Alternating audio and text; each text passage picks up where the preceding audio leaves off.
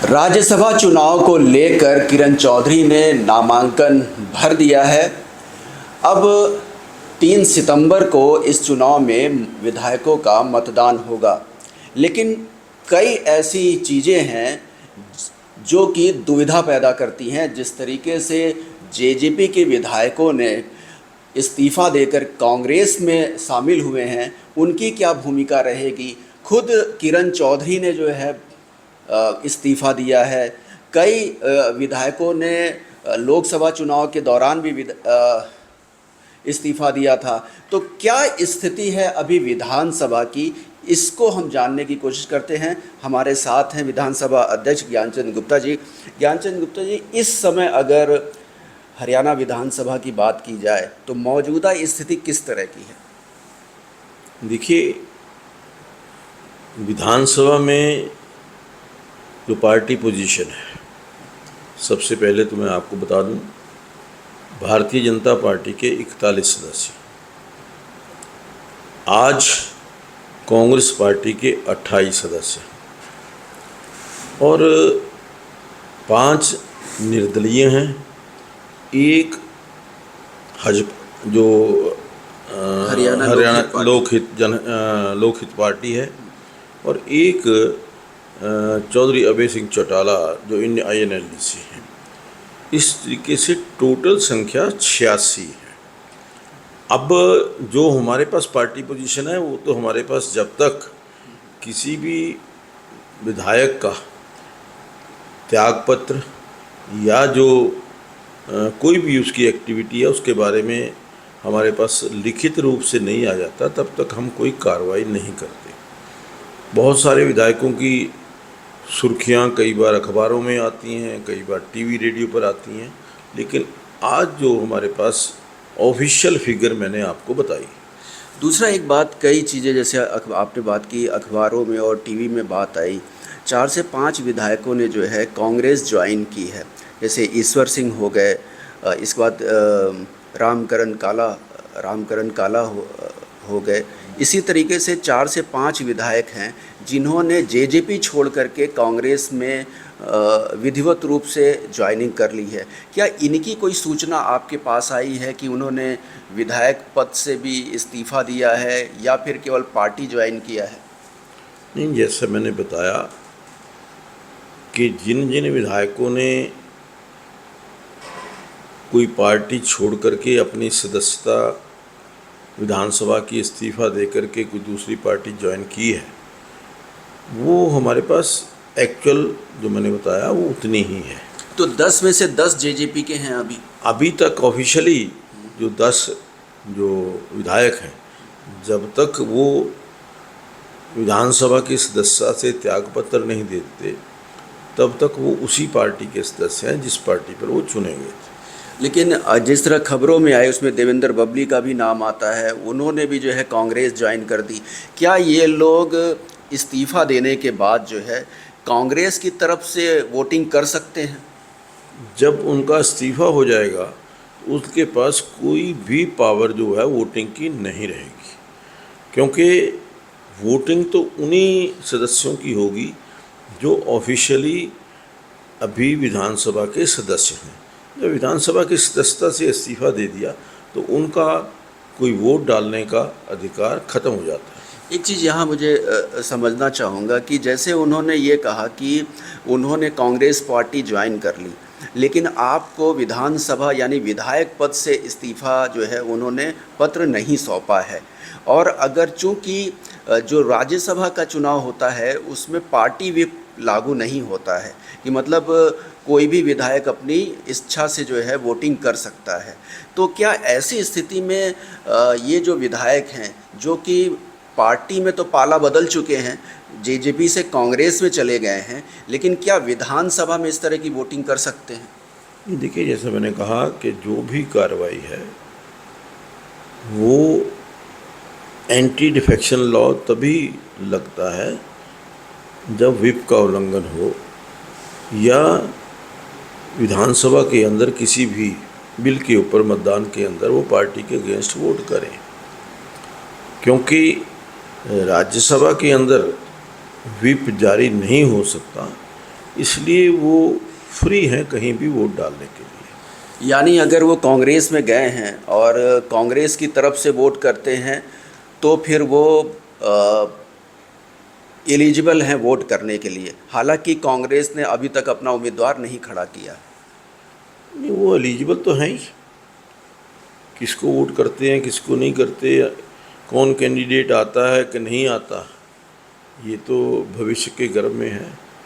अभी कांग्रेस का कैंडिडेट, क्योंकि कल अखबार के अंदर मैं पढ़ रहा था, चौधरी भूपेंद्र सिंह हुड्डा जी की स्टेटमेंट थी कि हम अपना कोई भी कैंडिडेट इस आने वाले जो राज्यसभा का चुनाव है इसमें खड़ा नहीं करेंगे। लेकिन अभी क्योंकि समय बाकी है, समय से पहले कहना कुछ भी मुश्किल है।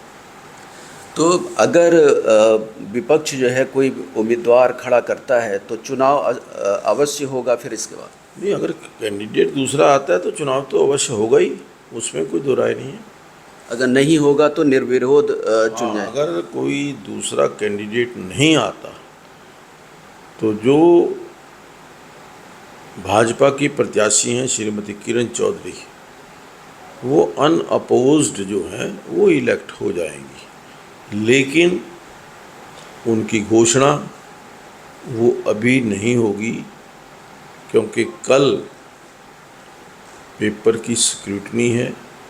22 तारीख तक शायद पेपर वापस लेने का जो भी शेड्यूल है उसके मुताबिक चुनाव की घोषणा जिस दिन अपना जो नामांकन है या जो अपना वो वापस लेने की तारीख है, जो अपना कैंडिडेचर है, उसके बाद होगी। तो एक जो मुद्दा उठाते रहे दुष्यंत चौटाला कि अगर भूपेंद्र सिंह हुड्डा के पास तो अब उनके 4-5 विधायक चले गए हैं, उनको कोई ना कोई उम्मीदवार खड़ा करना चाहिए था, उनकी भी जीत राज्यसभा चुनाव में हो सकती है। तो इस तरीके से क्या लगता है, कैसे देखते हैं? देखिए, चौधरी भूपेंद्र सिंह हुड्डा, दुष्यंत चौटाला जी दोनों एक ही थैली के चट्टे बट्टे हैं।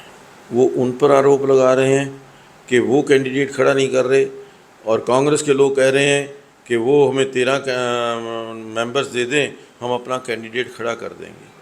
तो कैंडिडेट अब जो सदस्य हैं ऑलरेडी दुष्यंत चौटाला जी छिटक चुके हैं। वो 5-6 सदस्य जो हैं वो भारतीय जनता पार्टी की ओर कूच कर गए हैं। 3 या 4 लोग जो हैं वो कांग्रेस की तरफ चले गए हैं। मुझे नहीं लगता कि दुष्यंत चौटाला जी के साथ अभी कोई और एक विधायक, शायद अमरजीत ढांडा जो हैं वो शायद उनके साथ हैं। बाकी तो उनकी मदर है और वो खुद हैं, वो उनकी माता जी हैं। ये 3 लोग जो हैं वो अभी वहाँ पर हैं, क्योंकि बाकी के सभी सदस्यों के बारे में जो सूचनाएं आ रही हैं, या वो बीजेपी में चले गए हैं या कांग्रेस में चले गए हैं।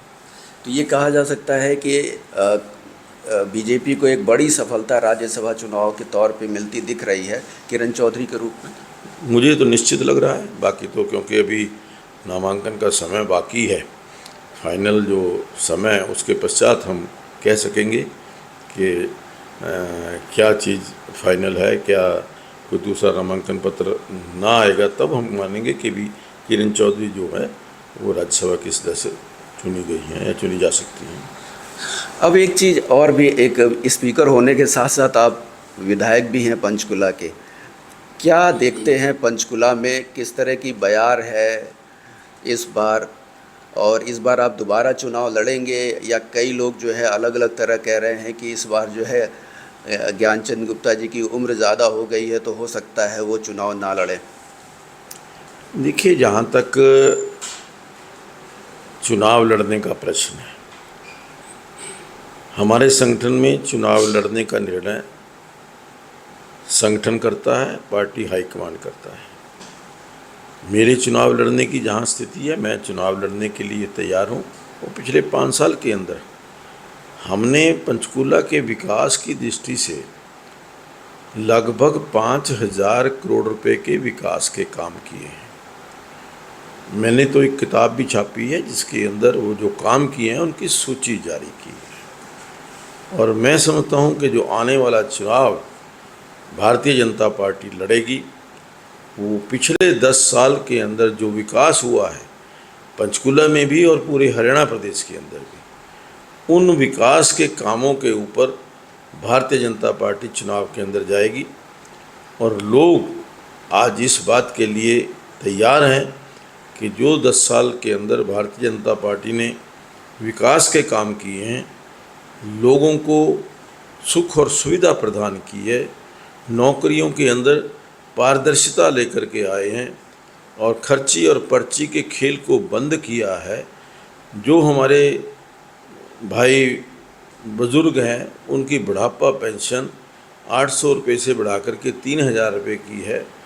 24 घंटे बिजली हरियाणा प्रदेश के अंदर भारतीय जनता पार्टी ने दी है। किसानों के लिए जो मुआवजा है वो कांग्रेस के राज के अंदर 10 साल में 1050 करोड़ रुपये था, लेकिन भारतीय जनता पार्टी के 10 साल के शासन के अंदर किसानों को 10,500 करोड़ रुपये का मुआवजा दिया गया। किसानों को सम्मान भत्ता आदरणीय नरेंद्र मोदी जी ने एक साल में 6,000 के रूप में दिया और हमारी सरकार ने भी 2,000 रुपये प्रति एकड़ के हिसाब से किसानों को किसान सम्मान जो है वो देने का काम किया है। जहाँ वो युवाओं के लिए है, आज जिस प्रकार से 1,41,000 नौकरियाँ पिछले 10 साल के अंदर भारतीय जनता पार्टी की सरकार ने दी है। कांग्रेस पार्टी के 10 साल के शासन के अंदर 65,000 नौकरियां उन्होंने दी थी, हमने उनसे डबल से भी ज़्यादा नौकरियां हैं युवाओं को दी हैं। लेकिन झूठ फैला करके, बेरोजगारी का मुद्दा बना करके लोगों को गुमराह करने का प्रयास कर रहे हैं। ये काठ की हांडी बार बार नहीं चढ़ती। पिछले चुनाव में, लोकसभा चुनाव में कुछ अफवाहें फैला करके, लोगों में भ्रम फैला करके कि अगर नरेंद्र मोदी जी तीसरी बार प्रधानमंत्री बन गए, अगर नरेंद्र मोदी जी की 300 या 400 सीटें आ गई तो वो आरक्षण ख़त्म कर देंगे। इस प्रकार का भ्रम हमारे एससी के भाइयों के अंदर फैलाया गया और उनको यहाँ तक डराया गया कि अगर ये आरक्षण ख़त्म हो गया तुम्हारे बच्चों को कोई नौकरी मिलेगी नहीं, मेरिट के आधार पर नौकरी मिलेगी और आपके बच्चों को कोई भी जो एक आरक्षण है वो नहीं मिलेगा।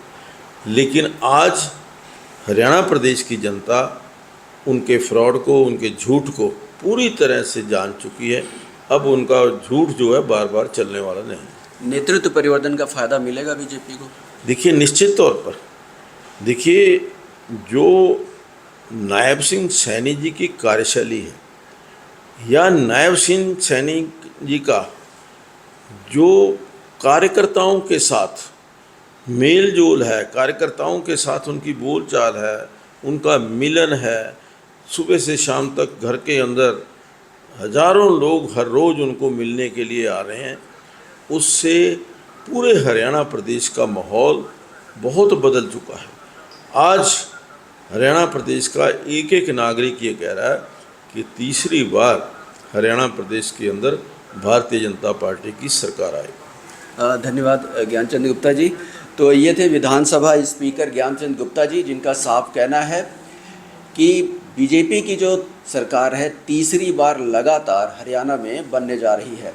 कैमरामैन सुनील के साथ हरे राम मिश्रा, सुदर्शन न्यूज़, पंचकुला।